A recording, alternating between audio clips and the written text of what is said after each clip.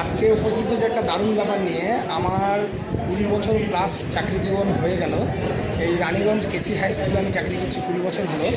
এখানে আমার জীবনে প্রথমবার আজকে মর্নিং স্কুল হয়েছে। তো এই মর্নিং স্কুল হওয়াতে স্টুডেন্টরাও বেশ খুশি, টিচারদের মধ্যেও বেশ ভালোই খুশির আবহাওয়া দেখতে পাচ্ছি।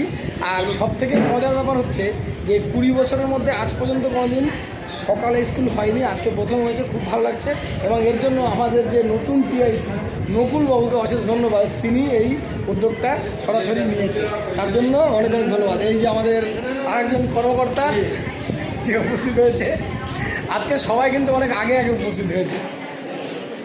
এই যে আমাদের আরাফাত বাবু, একাডেমি কাউন্সিল। তো যাই হোক, অনেকেরই এখন সকালে স্কুল হচ্ছে। তা আমার খুব ভালো লাগছে যে আজকে এই 20 বছর চাকরি জীবনে প্রথমবার সকালে স্কুল হলো। খুব ভালো লাগছে এবং আশা করব যে এরকম যদি পরিস্থিতির সম্মুখীন হয় তাহলে সকালে স্কুলটা হোক।